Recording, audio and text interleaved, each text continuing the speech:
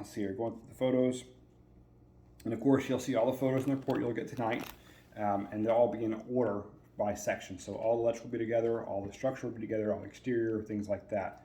As I'm going over it now, it's all out of order because of the fact of I put it in the system how I would get to it in the house. So working backwards from where I ended, moving to where I started. All the bathrooms are missing the GFCI outlet protection. So that's little push button outlets you'll see in the bathrooms and all the wet areas. Anything within 6 feet of a water source must be GFCI protected. There are stickers on the outlet covers saying they are, but they're not. When I hit the test reset button, it doesn't trip the outlet like it should.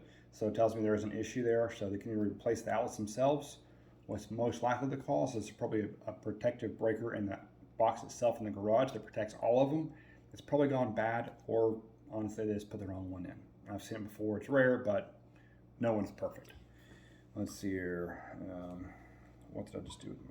And so they have to be in the bathrooms because it's a wet room? Correct. Anything within 6 feet of a water source. Not necessarily the faucet itself, but the edge of the sink. Okay. So, and all bathrooms are required to have that. Let's see here.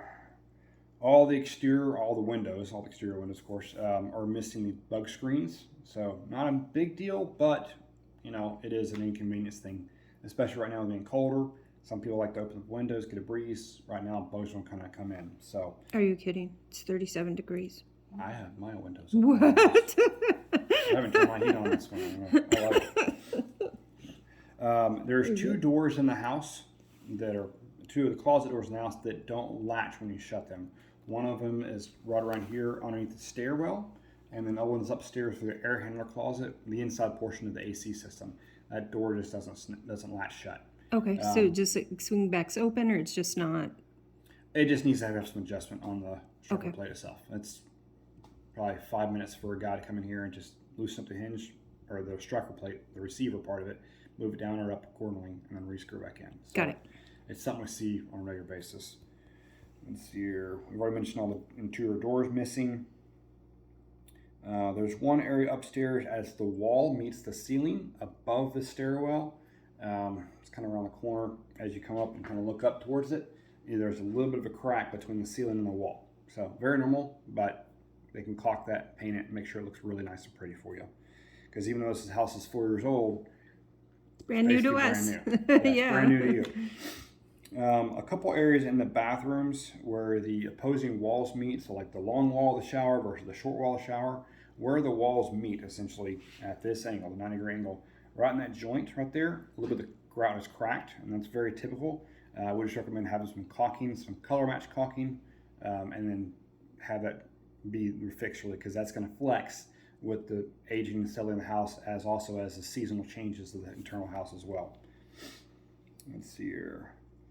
In the office right now, downstairs, one outlet, or just inside the corner on the right, has reverse polarity. That means it's wired backwards. Essentially, there's a white and a black wire in the back of the outlet.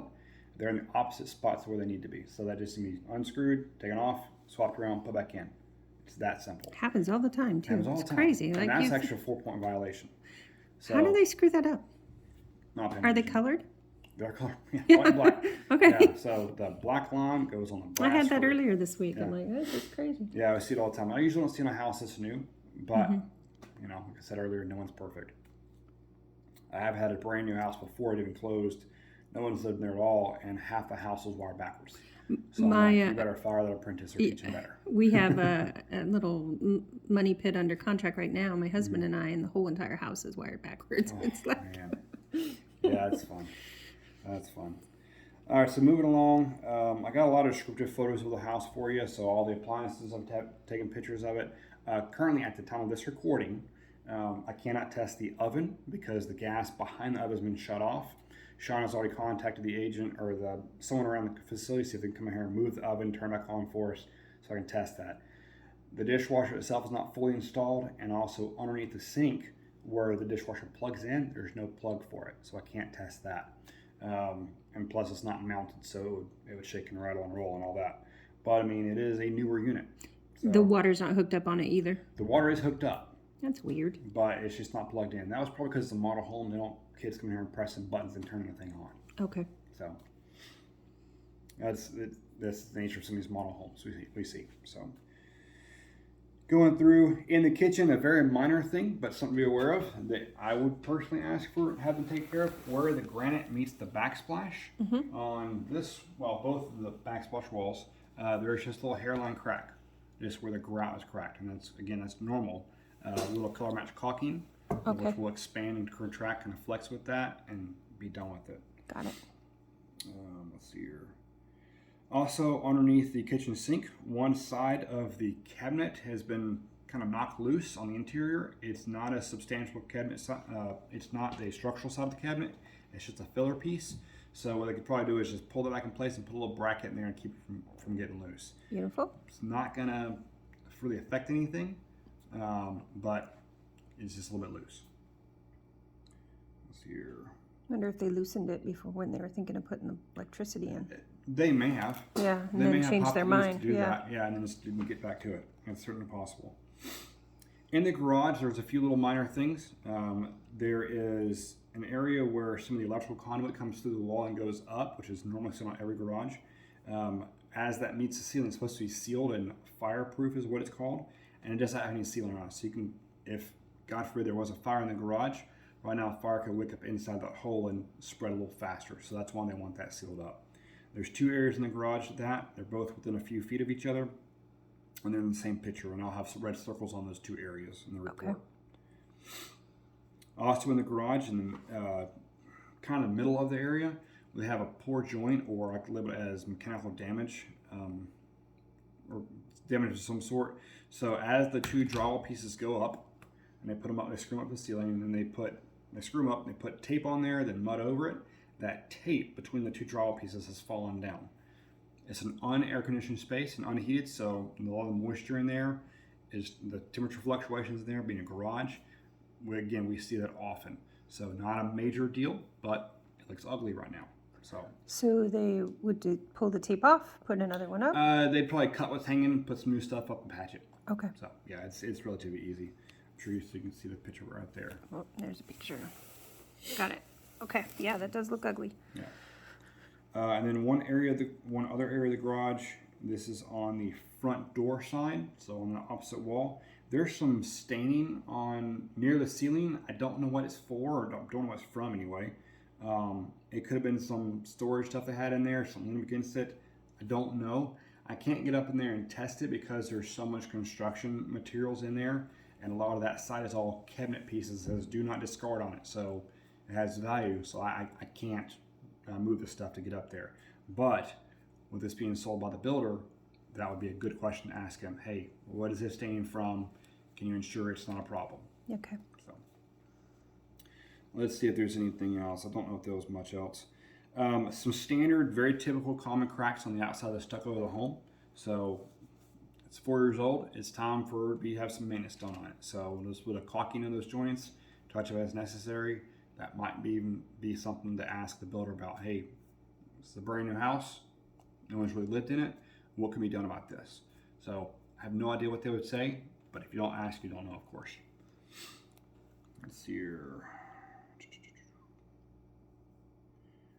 The last thing I could not test was the irrigation because it is mainly shut off. There's a valve on the outside of the home, and I do have a picture of it with a red circle on it.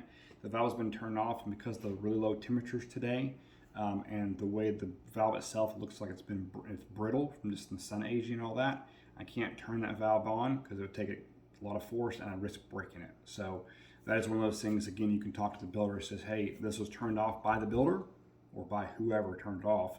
And again, I don't know why it was turned off. I don't know if there's a major leak somewhere or what. Most likely not.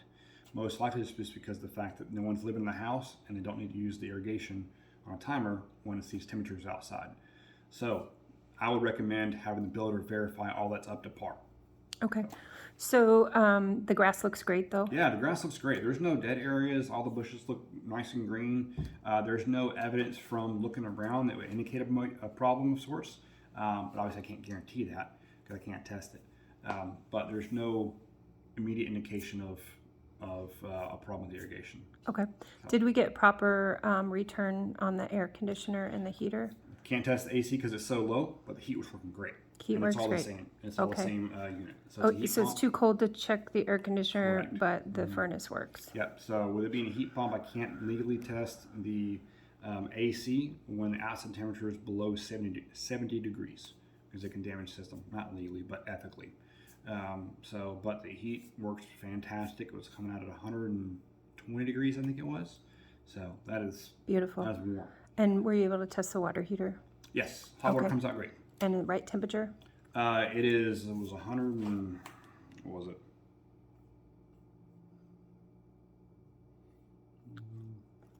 Oh, it was over It's 100 good? degrees. I know that. Oh, yeah. Okay, It was so hot. It was steamy. within the parameters. And Yeah. then I guess the last thing that I can think of is the pressure of the water coming into the house. Yeah, it's fun. It's completely functional. Awesome. Yeah, Cool. yeah. All right, cool. Well, thank you. Appreciate Absolutely. it very much. Yes, And- ma'am. all right, And well, so you will get the report tonight as well as Shawna. You'll get all three reports. So the main report, 4-point, and the wind mitigation, which wind mitigation is fine. It's all current standard stuff. Anything after 2004 should all be the same. And this is 2018, so it's all great. And I have pictures to prove that. In the email you'll get tonight, you'll have all three reports in one email. The two ancillaries, so the 4-point and the wind mitigation, will be attachments on your email. So either top or bottom, however your email provider does that. And then the main report, because it's an interactive report, you can click on different things and go to different sites and teach about different items in the home. It can't be compressed like a normal PDF file. So it is an interactive file that's in a link. It'll say click here to view and download. So click the here button and it'll take you to a page. You can download it, open it up, and view it from there. okay. So, and then if there's any questions whatsoever with the home, please give us a call. My office will let me know that you've called. You need a call back. Whatever day that is, when I get home in the evening, I'll open up your report and I'll give you a call back and I'll walk through any questions you have. Did you get a chance to look at the roof at all? I did. I can't get on the upper part. Okay. But on the back part, I got up on it. I got up on the front part and was walking around. Looking good. Everything's great up there. There is one little ding. I'm glad you mentioned that. Thank you. There is one little ding in the shingle up front, and can't see what's going on with it. It doesn't look like it's going all the way through, but it's just the top part of the shingle has a little divot in it. Gotcha. So, or a little cut. It's very minor, but it can be looked at. The upper portion of the roof office can't get on top of that because you need a 30-foot ladder, and you can't get up there. So one thing, we said that if you find any signs or symptoms of like rats or termites, that you would suggest additional. Sure. I didn't find any evidence of anything like that. Okay, so great. Awesome. Thank you, Yes, sir. absolutely. All right.